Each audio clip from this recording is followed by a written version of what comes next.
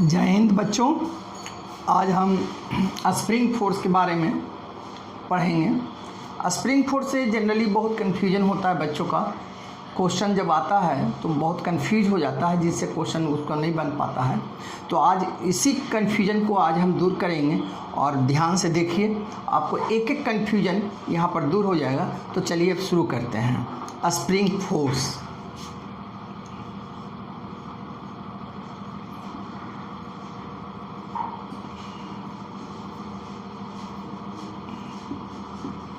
Spring दो तरह का होता है, क्लियर?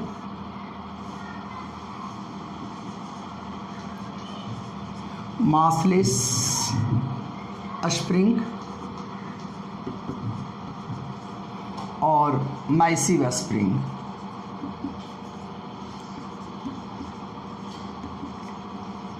क्लियर?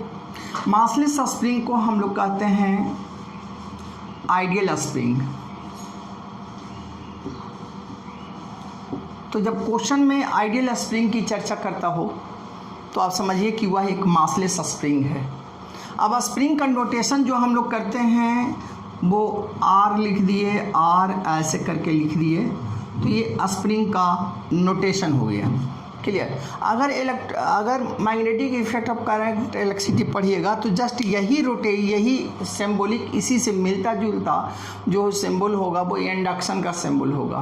क्लियर? तो यहाँ पर इसको हम लोग कहते हैं स्प्रिंग। ये स्प्रिंग का नोटेशन है। इसको अगर आप दर्शाएंगे तो इस तरह ये स्प्रिंग कहलाएगा। चलिए, तो हम इसी स्प्रिंग की आज चर्चा करेंगे। इस मैसिव स्प्रिंग की चर्चा नहीं करेंगे। हम इसको ये देखेंगे कि ये आइडियल स्प्रिंग है। जब आइडियल स्प्रिंग लेंगे तो ये जब स्प्रिंग इस फॉर्मेट में रखा हुआ है तो ये नेचुरल लेंथ में है और ये नेचुरल लेंथ को हम लोग L0 से इंडिकेट करते हैं। अगर इसको आप इस तरह खींचते हैं, इसको अगर इस तरफ आप पुश करते हैं, इस तरफ खींचते हैं, पुल करते हैं, है ना, तो इसमें एक्सटेंशन अभी नहीं होगा या कंप्रेशन नहीं होगा। एक्सटेंशन इसलिए नहीं होगा कि इधर कोई अवरोध इसका नहीं है, रोकने वाला नहीं है, इसलिए इसमें कोई एक्सटेंशन नहीं होगा। लेकिन अगर इसको हम यहाँ पर फिक्स कर दें, क्लियर, यहाँ किसी बॉल से फिक्स कर दें या कोई ऑब्जेक्ट यहाँ लगा दें और इसको अगर हम इधर खींचें, है ना, तो इस स्प्रिंग में इलॉन्गेशन आ जाएगा, खिंचाव आ जाएगा। क्लियर? या फिर इसको हम इधर पुश करें तो इसमें कंप्रेशन आ जाएगा। क्लियर? जैसे आप पेन में देखते हैं, टिप टिप करने वाला जो पेन है उसको जब दबाते हैं तो उसके अंदर जो स्प्रिंग होता है वो पुश हो जाता है। क्लियर? दूसरा बार दबाएंगे तो ऊपर फेंक देगा। क्लियर? तो इसको जब आप इधर दबाएंगे तो ये स्प्रिंग में कंप्रेशन हो जाएगा और इसको अगर बाहर की तरफ आप खींचेंगे, क्लियर, तो इसमें एक्सटेंशन हो जाएगा। क्लियर? जब एक्सटेंशन होगा या कंप्रेशन होगा तो उसमें आप एक फीलिंग करेंगे। किसी स्प्रिंग को अगर आप इस तरह दबाते हैं तो आपको लगता है कि हमारे हाथ को बाहर की तरफ एक फोर्स लगा रहा है, या जब किसी स्प्रिंग को आप खींचेंगे तो आपको लगेगा कि स्प्रिंग हमको खींच रहा है। इसका मतलब है कि जब आप इसको एक्सटेंशन करेंगे, है ना, तो स्प्रिंग पर एक फोर्स डेवलप होगा, है ना, जो अंदर की तरफ होगा, यानी आपके अप्लाइड फोर्स के अंदर की तरफ एक फोर्स लगेगा, आपके अप्लाइड फोर्स के अपोजिट डायरेक्शन में एक फोर्स लगेगा, है ना, जिसको हम कहते हैं स्प्रिंग फोर्स। यानी स्प्रिंग फोर्स दूसरे वे में ये कह सकते हैं कि वह जो है अपने ओरिजिनल अवस्था में आने की कोशिश करता है। क्लियर? अगर इसको आप इधर खींचते हैं तो ये स्प्रिंग जो है अपने ओरिजिनल अवस्था में आने की कोशिश करता है, जिससे आपको हाथ पर फोर्स लगता है। दूसरा, कंप्रेशन अगर आप इसको करते हैं तो ये स्प्रिंग बाहर की तरफ ढकेलने की कोशिश करता है। क्लियर? यानी ये स्प्रिंग जो है हर अवस्था में, हर स्थिति में वह अपने ओरिजिनल पोजीशन में आना चाहता है, जिसके चलते आपके अप्लाइड फोर्स के अपोजिट में एक फोर्स डेवलप हो जाता है, जिसको हम लोग कहते हैं स्प्रिंग फोर्स। क्लियर? समझ गए? इसका मतलब है कि ये फोर्स, कोई भी फोर्स जो है जब अपने ओरिजिनल अवस्था में आने की कोशिश करता है तो उस फोर्स को हम लोग कहते हैं रिस्टोरिंग फोर्स। इसका मतलब है कि स्प्रिंग फोर्स जो है वह एक रिस्टोरिंग फोर्स है। क्लियर? अब यहाँ से हम देखते हैं कि ये नेचुरल लेंथ है। अब इस स्प्रिंग पर हम इलॉन्गेशन लगा दिए, इसको हमने खींच दिया, ठीक है। तो यहाँ से ये डेल्टा एक्स या एक्स इसमें इलॉन्गेशन हुआ। अब स्प्रिंग फोर्स जो डेवलप हो जाएगा वो डायरेक्टली प्रोपोर्शनल टू एक्स होगा। क्लियर? स्प्रिंग को जितना ज़्यादा खींचेगा, एक हुक्स लॉ आप पढ़े होंगे, 10th में पढ़ना था या 9th में पढ़ना था, हुक्स लॉ के अंतर्गत, यानी इतना ना खींच दीजिए कि वो स्प्रिंग का शेप ही बदल जाए। स्प्रिंग का शेप ना बदले, स्प्रिंग के शेप को स्टेटस में रखते हुए आप किसी स्प्रिंग को अगर खींचते हैं बाहर की तरफ, है ना, तो वह आपको अंदर की तरफ खींचने की कोशिश करेगा। यानी जितना एक्स की वैल्यू आप अप्लाई करेंगे उसी हिसाब से स्प्रिंग फोर्स डेवलप करेगा। क्लियर? इसका मतलब है कि यह एक वेरिएबल फोर्स हो गया। अब इस प्रोपोर्शनल को हटाएंगे तो ये हो जाएगा F इक्वल्स टू के एक्स, और डिस्प्लेसमेंट के अपोजिट डायरेक्शन में ये फोर्स डेवलप करेगा। तो यहाँ पर हम दे देंगे माइनस साइन। ये जो कहलाता है ये स्प्रिंग कांस्टेंट कहलाता है। इसको हम कहते हैं स्प्रिंग कांस्टेंट। क्लियर? और इसको स्टीफन कांस्टेंट भी कहा जाता है। एक चीज़ ये भी याद रखेंगे, क्वेश्चन में कभी कभी स्प्रिंग कांस्टेंट का नहीं रहता है ना, वो कहीं कहीं लिख देता है स्टीफन कांस्टेंट, तो ये स्टीफन कांस्टेंट भी कहलाता है। अगर आप कंप्रेशन करेंगे, अगर इसको आप इलोंगेट किए हैं तो स्प्रिंग फोर्स का जो लग जाएगा, ये लग जाएगा, इधर लग जाएगा ये फोर्स। क्लियर? और अगर इसको यहाँ पर हम देखते हैं कि अगर इसको आप कंप्रेस करते हैं, इसको इतना अगर आप कंप्रेस किए ये, ठीक है, तो स्प्रिंग फोर्स इधर लग जाएगा। Clear? F equals to minus k x, ठीक है, और ये वैल्यू आप लिख सकते हैं माइनस के एक्स। इसमें 2-3 बातें आपको याद रखना है कि आप जो फोर्स अप्लाई करेंगे या एक्सटर्नल जो फोर्स अप्लाई होगा उसके अपोजिट डायरेक्शन में स्प्रिंग फोर्स अप्लाई होगा। क्लियर? अगर आप कंप्रेस करते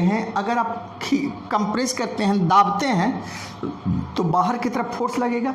अगर आप इसको पुल करते हैं, खींचते हैं तो अंदर की तरफ फोर्स लगेगा। क्लियर? यहाँ तक आप समझ गए होंगे, हमको लगता है आप समझ गए होंगे। यही हमारा एक बेस है जिसको हम आगे बढ़ाएंगे। देखिए दूसरा, अब आप समझ गए होंगे कंप्रेशन किसको कहेंगे, इलोंगेशन किसको कहेंगे, है ना। आगे की तरफ जो खींचेंगे उसको कंप्रेशन, और उसको जो दाबेंगे आगे की तरफ खींचेंगे उसको इलोंगेशन, और जो दाबेंगे उसको हम कहेंगे कंप्रेशन। अब इसको मैसिव हम मासलेस स्प्रिंग पढ़ रहे हैं, तो इसको जो बनाया जाएगा, है ना, वो एक स्ट्रिंग की तरह इसको हम सोल्व करेंगे। क्लियर? अब इसको जरा सा एक केसेज देखते हैं। केस नंबर पहला देखते हैं। एक ये शेप है, इस पर एक हम एक ब्लॉक लगा दिए,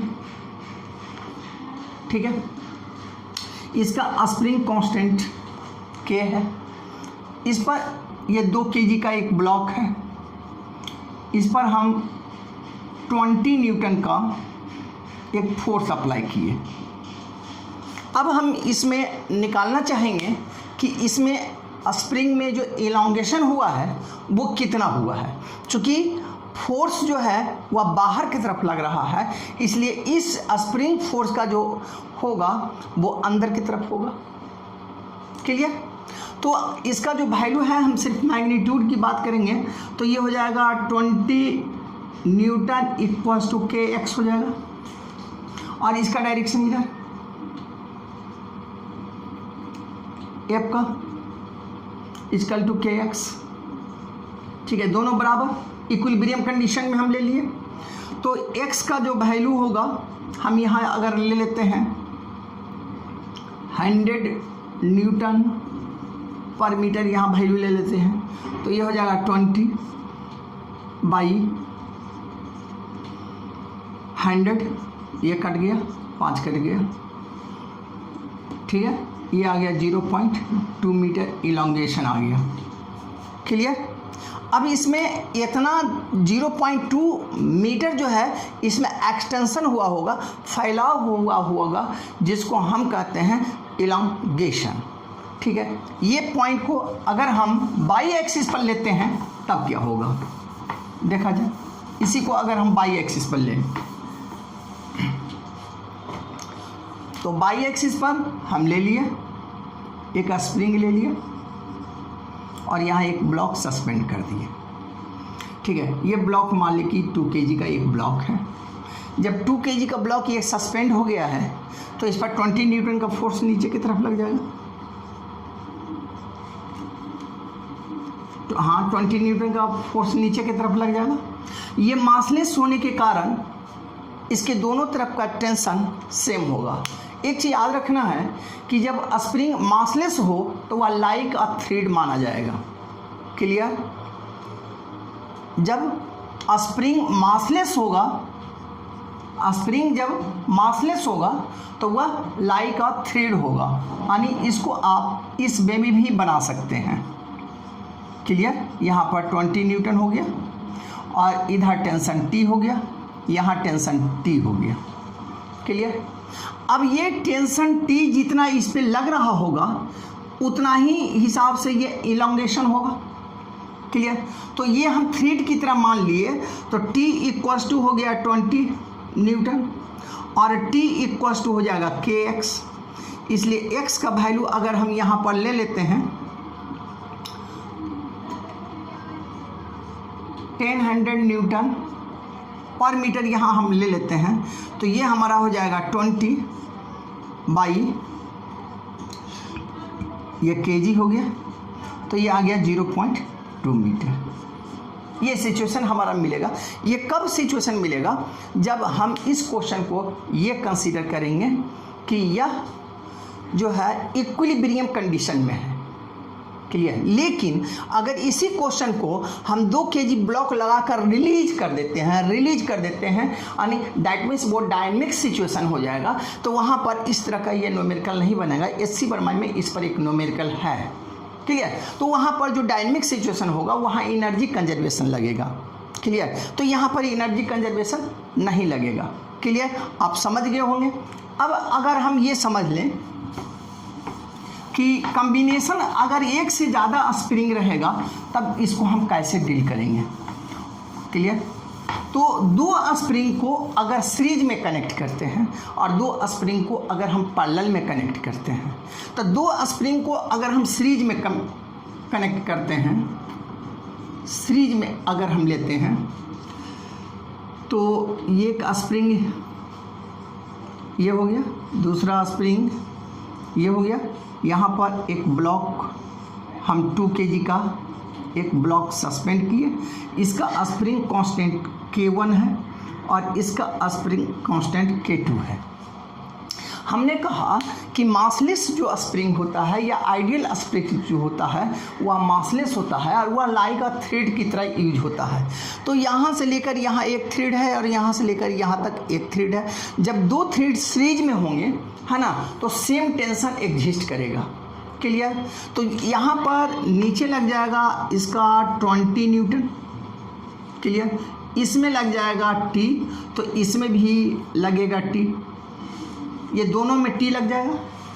क्लियर। लेकिन इसमें इलॉन्गेशन और इसमें इलॉन्गेशन अलग अलग होगा, इसलिए कि स्प्रिंग कांस्टेंट अलग अलग है।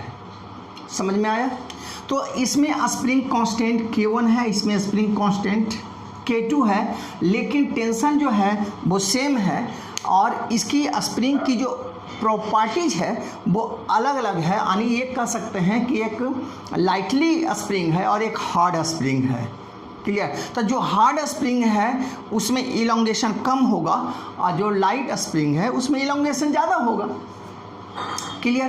तो मान लीजिए कि इसमें इलोंगेशन जो होगा वह x1 हो जाएगा और इसमें इलोंगेशन x2 हो जाएगा। टोटल इलोंगेशन हुआ कितना? टोटल इलोंगेशन हुआ x equals to x1 plus x2 total elongation हुआ। फार्मूला हमारे पास क्या है? तो फार्मूला है कि f equals to minus kx, ये हमारे पास फार्मूला है और f का वैल्यू यहाँ t हो जाएगा। Clear.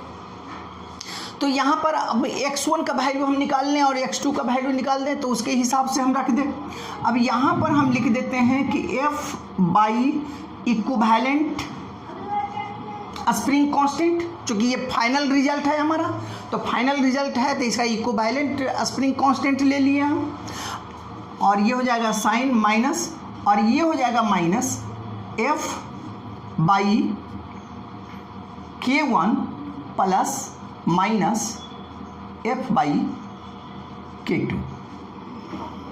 Clear.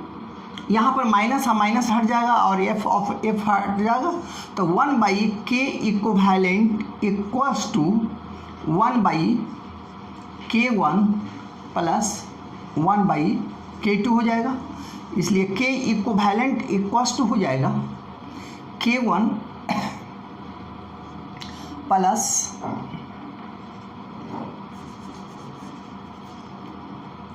k1 k2 by k1 plus k2। यहाँ पर इसको हम कहें सीरीज का मतलब हो गया स्टेप बाय स्टेप, है ना। वन का एक का एंड दूसरे के एंड से सीरीज में जुड़ते चल जाएगा, तो उसका इक्विवेलेंट स्प्रिंग कांस्टेंट जो वैल्यू मिलेगा वो मिलेगा k1 k2 by k1 plus k2, यानी HP में ये मिल जाएगा। अगर ये दोनों स्प्रिंग को सीरीज पैरेलल में कर दिया जाए तब क्या मिलेगा उसको हम लोग देखते हैं।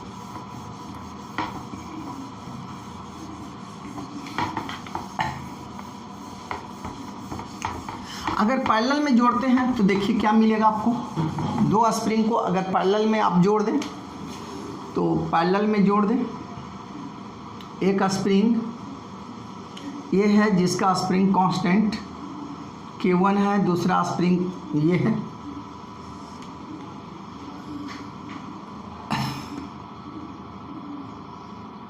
यहाँ से एक 2 kg का एक ब्लॉक हम सस्पेंड कर दिए, इसका स्प्रिंग कांस्टेंट k1 है, इसका स्प्रिंग कांस्टेंट k2 है।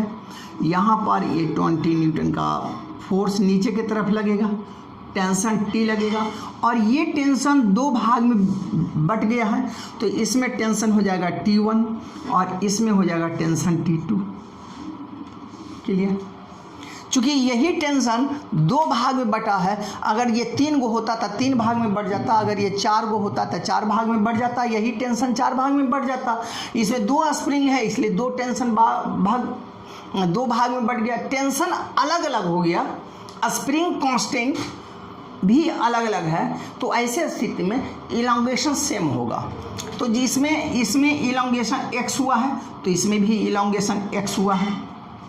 ठीक है। अब डिस्ट्रीब्यूशन किसका हुआ है? तो टेंशन का डिस्ट्रीब्यूशन हुआ है, तो T equals to T1 plus T2 हम ले लेंगे, इसका वैल्यू रख देंगे K इक्विवेलेंट x और ये माइनस में आएगा, minus K1x plus minus K2x, यानी K इक्विवेलेंट इक्वल्स टू होगा K1 प्लस K2।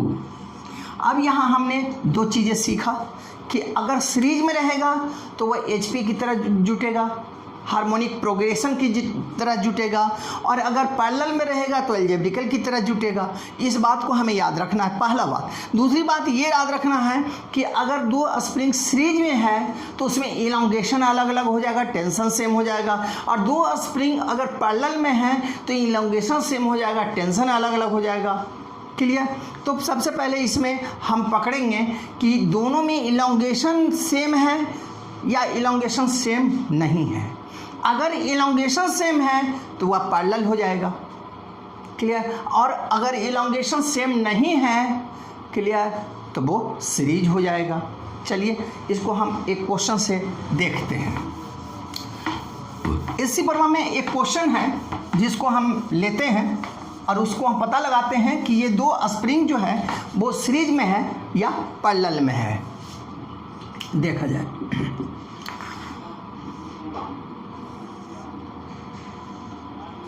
ये ब्लॉक बीच में है, ये ब्लॉक, इधर एक स्प्रिंग हमने लगाया और इधर एक स्प्रिंग लगाया, ये हो गया K1, ये हो गया K2। अब हमें ये पता लगाना है कि ये दोनों स्प्रिंग जो है वो सीरीज में है या ये दोनों स्प्रिंग पैरेलल में है। आप ये कह सकते हैं कि इसको उठाकर हम यहाँ ले जाएं तो ये दोनों पैरेलल हो जाएगा। क्लियर? तो बिल्कुल आप वैसे भी कर सकते हैं, उससे के हिसाब से भी पैरेलल आ जाएगा। दूसरे हिसाब से अगर आप कहें कि ये ब्लॉक जितना इधर पुश होगा, ये ब्लॉक अगर इधर हम पुश करते हैं तो जितना पुश होगा उतना ही इसमें इलोंगेशन होगा। क्लियर? यानी इसमें इस स्प्रिंग में जितना कंप्रेशन होगा इस स्प्रिंग में उतना ही इलोंगेशन होगा। ओके, अगर इस पॉइंट को यहाँ ले जाएं तो ये और ये स्प्रिंग जो हो जाएगा वो पैरेलल में हो जाएगा। अगर वैसे आप नहीं समझ रहे हैं तो आप इसको ऐसे समझें कि ये ब्लॉक जितना इधर जाएगा, ठीक है, उतना ही इसमें एक्सटेंशन होगा, या ये ब्लॉक जितना इधर कंप्रेशन होगा उतना ही इस स्प्रिंग में इलोंगेशन होगा। क्लियर? यानी दोनों स्थिति से आप इसको समझ सकते हैं। इसका मतलब है कि इसका स्प्रिंग कांस्टेंट इक्विवेलेंट जो वैल्यू होगा वो होगा K1 प्लस K2। क्लियर? आप समझ गए होंगे, स्प्रिंग का कैरेक्टर समझ गए होंगे, स्प्रिंग का सीरीज समझ गए होंगे, स्प्रिंग का पैरेलल समझ गए होंगे। सीरीज और पैरेलल हमने दोनों देख लिया। अब इसका कुछ न्यूमेरिकल्स हम लोग टच कर लेते हैं कि इसका न्यूमेरिकल क्या होगा। ठीक है, इसमें कभी कभी आपसे पूछता है कि इसमें टेंशन कितना डेवलप कर रहा है। इस पर हम कुछ न्यूमेरिकल आपसे चर्चा करते हैं। देखा जाए, एक ब्लॉक है,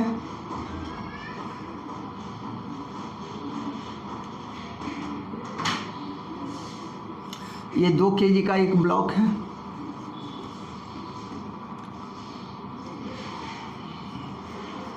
एक स्प्रिंग हमने लगाया, ये K हो गया, यहाँ पर भी एक ब्लॉक हमने लगाया।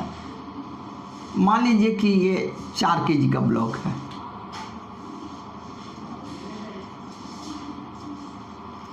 क्लियर?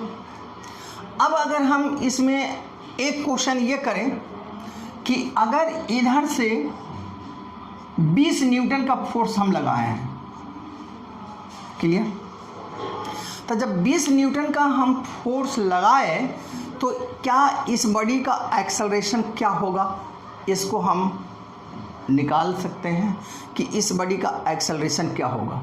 तो ये हमारा जो स्प्रिंग है वह मासलेस है। जब मासलेस स्प्रिंग रहेगा तो स्प्रिंग के प्रत्येक पॉइंट पर उसका टेंशन सेम होगा। क्लियर? इस बात को याद रखना। तो इसका मतलब है कि इसके अकॉर्डिंग जो टेंशन इधर डेवलप करेगा वही टेंशन इधर भी डेवलप करेगा। क्लियर? और हम ये कंसीडर कर लें कि ये 2 मीटर पर सेकेंड से मीटर पर सेकेंड स्क्वायर से ये जा रहा है इधर। क्लियर? तो ये कितना एक्सेलरेशन से चलेगा या ये भी इतना ही एक्सेलरेशन से चलेगा, इसको हम चेक करेंगे। तो हम यहाँ पर देखें कि ये 2 मीटर प्रति सेकेंड स्क्वायर से जा रहा है, तो इसका एक्सेलरेशन ऑफ 2 kg, 2 kg वाले ब्लॉक का एक्सेलरेशन हमें पता लगाना है। तो पहले हम ये देख लें कि इसमें कितना टेंशन डेवलप हो रहा है। टेंशन इन स्प्रिंग, स्प्रिंग में टेंशन कितना डेवलप हुआ होगा। तो ये हो गया 20 - T = 4A, यानी 20 - T = 4 × 2, इसलिए T = हो गया 20 - 8 यानी 12 न्यूटन का फोर्स डेवलप हो रहा है स्प्रिंग पर। क्लियर, यानी 12 न्यूटन का फोर्स ये इस स्प्रिंग पर डेवलप हो रहा है। तो 12 न्यूटन का फोर्स जब इस पॉइंट पर डेवलप हो रहा है तो इस पॉइंट पर भी उतना ही डेवलप हो रहा होगा, है ना। तो एक्सेलरेशन ऑफ 2 kg ब्लॉक का एक्सेलरेशन क्या होगा? तो T इक्वल्स टू 2a, इसको हम ए नोट कर दें, ठीक है। तो A इक्वल्स टू हो जाएगा 12 न्यूटन बाई, यहाँ पर आपको कितना आ गया, 2 आ गया, यानी ये हो गया 6 मीटर पर सेकेंड स्क्वायर से। क्लियर, यानी 6 मीटर पर सेकेंड स्क्वायर से ये ब्लॉक इधर जाएगा। क्लियर, यानी इसको हम इस तरह का प्रॉब्लम हम निकालेंगे। हम ये नहीं कहेंगे कि ये दोनों जो ब्लॉक है वो जुट कर उसके साथ जाएगा, यानी हम ये नहीं कह सकते हैं कि 2 मीटर पर सेकेंड स्क्वायर जो है वो इस ब्लॉक का भी है और इस ब्लॉक का भी है, ऐसा नहीं होगा।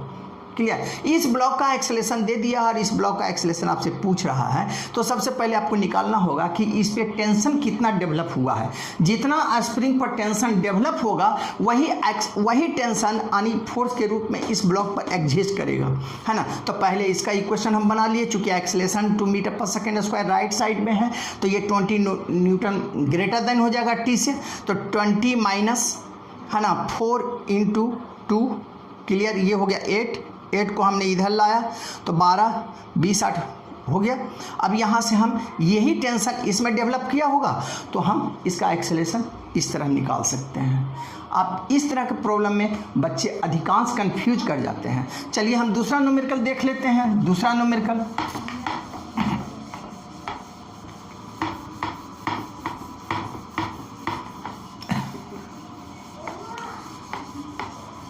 देखें, दूसरा न्यूमेरिकल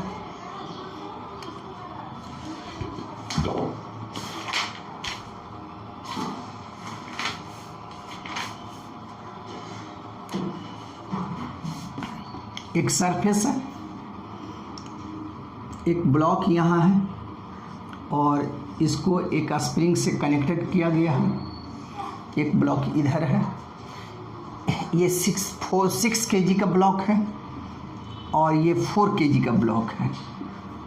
क्लियर, इधर और इधर दोनों तरफ फोर्स लग रहा है, दोनों तरफ अनइक्वल फोर्स लग रहा है।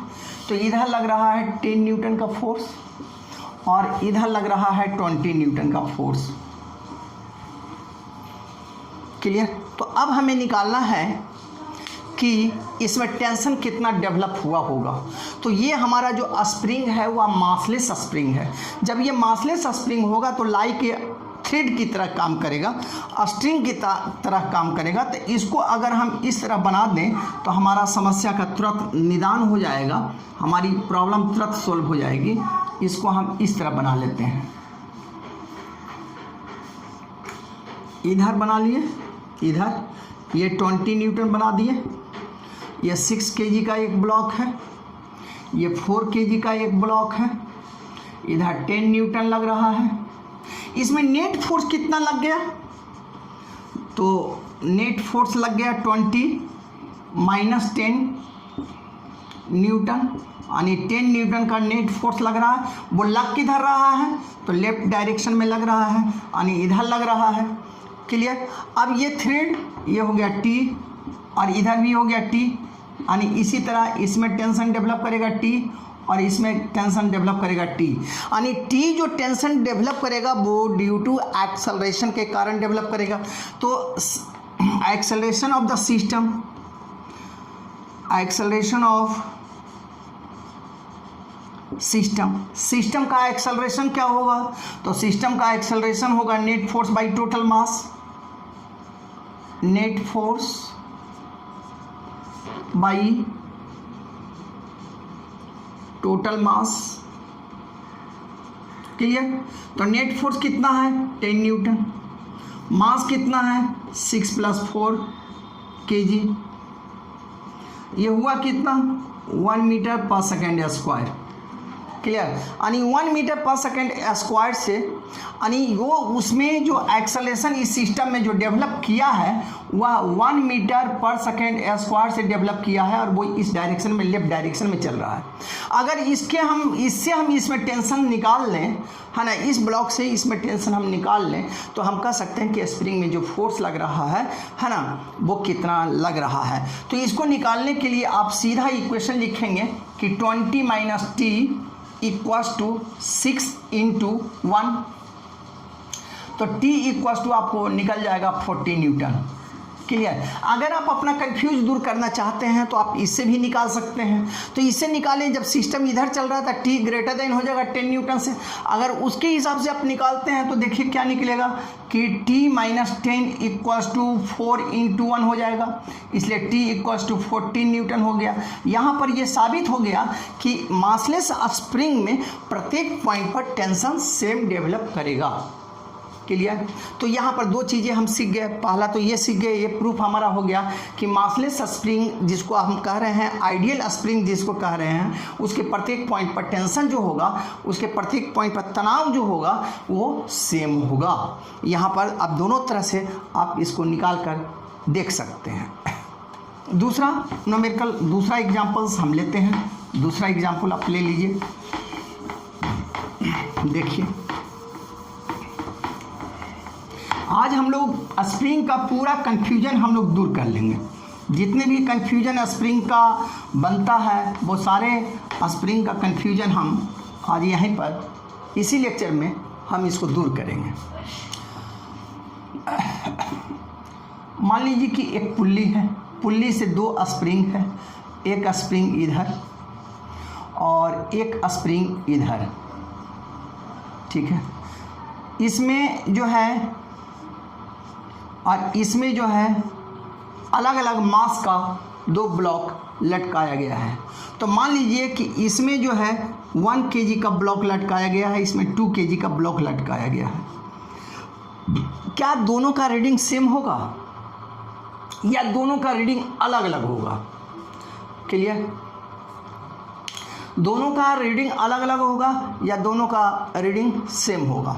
अब यहाँ पर ये जो प्रॉब्लम है जस्ट ऊपर वाला ही प्रॉब्लम है, वही वाला प्रॉब्लम है। बीच में दो स्प्रिंग, अगर इसको हम सीधा कर दें तो प्रीवियस जो प्रॉब्लम हमारा था वही होगा कि दो स्प्रिंग इसमें आ गया है तो दो स्प्रिंग आ गया है तो टेंशन सेम होगा। सीरीज कम्बिनेशन का ये क्वेश्चन आ गया, सीरीज कम्बिनेशन में दो तरफ फोर्स लग गया। क्लियर। तो इसको दो तरह से बना सकते हैं। न्यूटन्स एप्लीकेशन से डायरेक्ट ही इसको हीट कर दे सकते हैं हम, चूँकि मान लीजिए कि इसमें स्प्रिंग K1 और K2 भी दे देता है तो कोई फर्क नहीं पड़ता है। इक्विवेलेंट स्प्रिंग कांस्टेंट भले अलग अलग होगा लेकिन टेंशन तो सेम ही डेवलप करेगा। टेंशन जितना इसमें डेवलप करेगा उतना ही इसमें टेंशन डेवलप करेगा और टेंशन के अकॉर्डिंग ही उसका रीडिंग होगा। क्लियर। तब इसको हम देख लेते हैं, इसको हम इस तरह बना सकते हैं। एक ब्लॉक इधर है, इसमें 1 kg का एक ब्लॉक सस्पेंडेड है और इसमें 2 kg का ब्लॉक सस्पेंडेड, ठीक है। T T. क्लियर। अब जो टेंशन रीडिंग इसका आएगा वही रीडिंग इसका आ जाएगा। तो पहले इसका हम एक्सेलरेशन निकाल लें तो एक्सेलरेशन इक्वल्स टू क्या हो जाएगा, net force by total mass, यानी 2g minus 1g by 2 plus 1 g/3 इसका एक्सेलरेशन आ जाएगा। क्लियर। टेंशन जो होगा वो टेंशन कितना डेवलप करेगा, तो 2g minus T equals to 2 into g/3, T equals to हो जाएगा 2g माइनस 2g/3। क्लियर। इसको आप देख लीजिए, ये आ जाएगा 4g/3, ये आ जाएगा। समझ में आ रहा होगा। जो टेंशन इधर वाला आएगा वही टेंशन उसका भी आ जाएगा।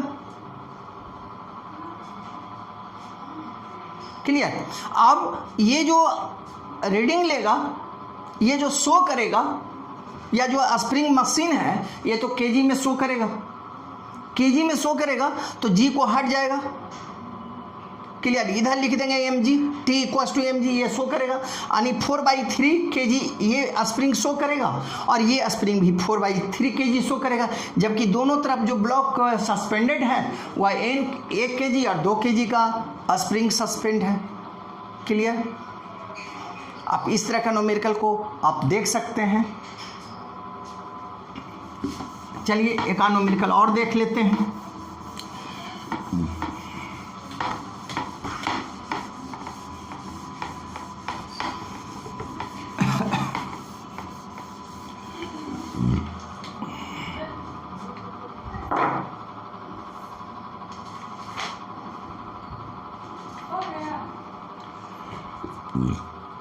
अब स्प्रिंग का जो फोर्स है उसको आप निकाल सकते हैं कि कितना स्प्रिंग फोर्स उसको लग रहा होगा।